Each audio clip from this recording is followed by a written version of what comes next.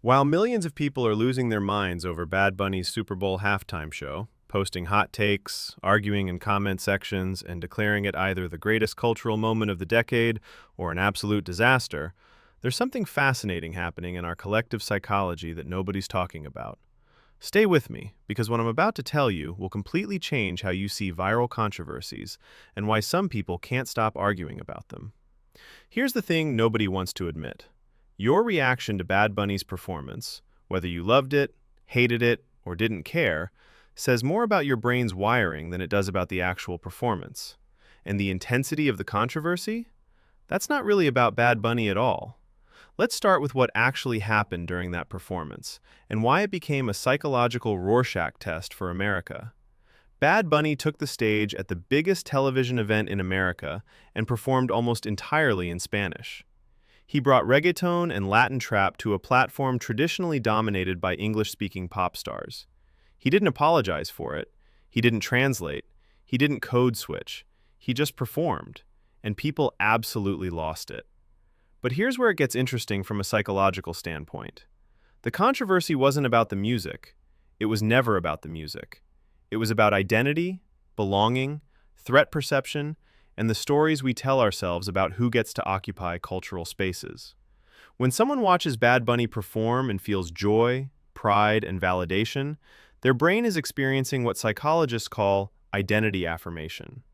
For millions of Latinx viewers, seeing Spanish-language music on the Super Bowl stage activated reward centers in their brains. This was representation. This was cultural visibility. This was a statement that their music, their language, their culture belongs in mainstream America's biggest moment. Dopamine floods their system. The same neurotransmitter that makes you feel good when you accomplish a goal or receive recognition. Their brains literally rewarded them for witnessing cultural acknowledgement. But for people who reacted with anger, confusion, or offense, their brains were processing something entirely different. And this is where the psychology gets really fascinating. You know that uncomfortable feeling when something familiar suddenly changes? When your favorite restaurant updates their menu, or your go-to app redesigns its interface? That's cognitive dissonance meeting loss aversion. Your brain doesn't like change, especially in spaces you consider yours. For some viewers, the Super Bowl halftime show has always been a specific cultural experience, a predominantly English-speaking American pop culture moment. When Bad Bunny performed almost entirely in Spanish, it challenged their implicit assumptions about who that space is for. Their brains registered this as a threat to cultural territory. And here's the kicker. This threat response is automatic. It's not necessarily conscious racism or xenophobia, though those can absolutely be present. It's your amygdala, your brain's threat detection system, reacting to pattern disruption. Something about how things are supposed to be just changed. And change, especially cultural change, triggers anxiety. Studies using fMRI scans show that when people encounter cultural content that challenges their worldview, it activates the same brain regions as physical threats. Your brain can't always distinguish between my cultural assumptions are being challenged and I'm in danger. It triggers similar stress responses. This is why you saw people saying things like, "This is America, speak English," or "I couldn't even understand what he was saying." Their discomfort wasn't really about language comprehension. It was about feeling displaced in a cultural space they'd unconsciously claimed as theirs. But wait, it gets weirder, because the controversy itself became more important than the performance. Within hours, the performance became a tribal marker. If you posted positive things about Bad Bunny, you were signaling membership in one group. If you criticized it, you were signaling membership in another. And if you didn't care either way, well, you were probably confused by everyone's intense reactions. This is what psychologists call moral tribalism. The performance became a proxy for larger cultural debates about immigration, language, American identity, and who belongs. People weren't really arguing about whether the choreography was good or the song selection was appropriate. They were fighting about whose America this is. And social media algorithms? They're designed to amplify exactly this kind of content. Every angry tweet, every defensive response, every think piece arguing one side or the other, it all feeds the controversy machine. More engagement equals more visibility, equals more outrage, equals more engagement. Your brain gets a hit of righteous indignation every time you encounter an opinion you disagree with. You feel compelled to correct it, to argue, to make your position known. And when people in your tribe validate your opinion, more dopamine, more social reinforcement. The cycle repeats. This is moral outrage addiction, and Bad Bunny's performance became the perfect trigger for it. But here's something that sounds contradictory. Both sides of this controversy genuinely believe they're fighting for something important. People celebrating the performance see it as progress, representation, and cultural inclusion. They're fighting against historical erasure and marginalization. Their emotional investment is about justice and belonging. That's real. That matters. People criticizing the performance often frame their concerns around tradition, unity, and shared cultural experiences. They're expressing anxiety about rapid cultural change and loss of familiar touchstones. That anxiety is also real, even if the underlying assumptions are problematic. Understanding the psychology doesn't make one side right, but it does explain why this became a controversy in the first place and why it was so emotionally charged. Now let's talk about something researchers call the outgroup homogeneity effect, because it explains so much about how this controversy spiraled. When people encounter criticism of Bad Bunny's performance, they tend to assume all critics are motivated by the same thing: racism, xenophobia, close-mindedness. They see the outgroup as monolithic. When people encounter celebration of the performance, they tend to assume all supporters are motivated by the same thing: political correctness, virtue signaling, anti-American sentiment. Again, the outgroup appears monolithic. But reality is way more nuanced. Some people criticize the performance because they genuinely didn't enjoy the musical style. Some people loved it because they're longtime Bad Bunny fans who appreciate his artistry. Some people had complex reactions that don't fit neatly into pro or anti categories. But nuance doesn't go viral. Outrage does. Here's what's really interesting from a neuroscience perspective.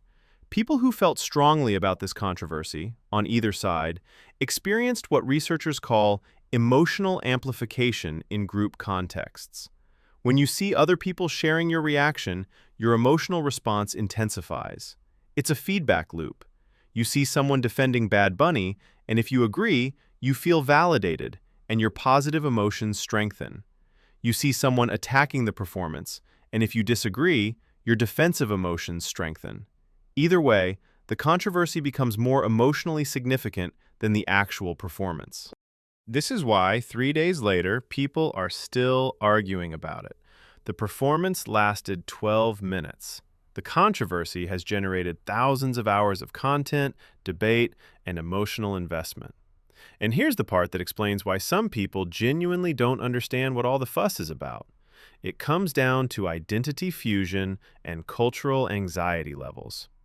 People with high identity fusion, meaning their sense of self is strongly tied to their cultural identity, experience cultural representation or cultural change as personally significant.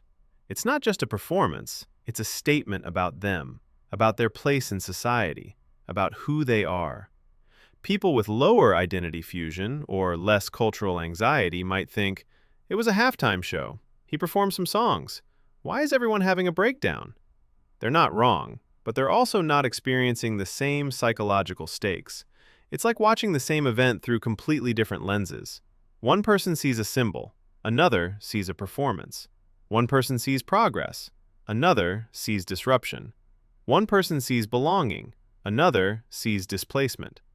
Psychologist Jennifer Richardson, who studies race and cultural psychology, found that people process cultural change through fundamentally different threat frameworks. For some, increased cultural diversity represents opportunity and richness. For others, it triggers zero-sum thinking. If one group gains visibility, another must be losing it. Neither perception is entirely accurate, but both feel completely real to the people experiencing them. So what does all this mean? The controversy around Bad Bunny's Super Bowl performance isn't really about Bad Bunny. It's about how our brains process cultural change, how we construct identity, how we signal tribal membership, and how social media amplifies emotional reactions into moral crusades.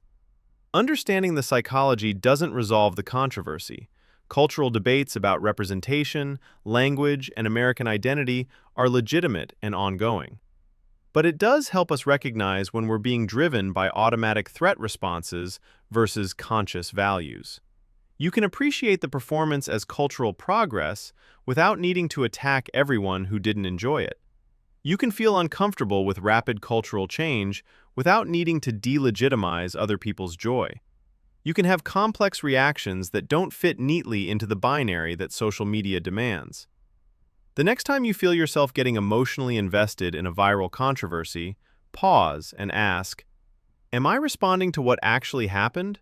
Or am I responding to what it symbolizes? Am I reacting to the event itself or to what other people are saying about the event? Is this really about the thing, or is it about identity, belonging, and tribal membership? Maybe the most psychologically healthy response to the Bad Bunny controversy is to recognize it for what it is, a moment of cultural visibility that means different things to different people, amplified by algorithms designed to monetize our outrage. You can care about cultural representation without making every performance a battleground. You can have preferences without needing to moralize them. You can be a thoughtful person without being perpetually at war over symbols. If this resonated with you, you're probably going to love understanding why some people don't obsess over politics at all, and why their brains might actually be wired completely differently from the people who can't stop doom scrolling through political news. Click one of these videos to find out why political disengagement might be more psychologically complex than anyone realizes.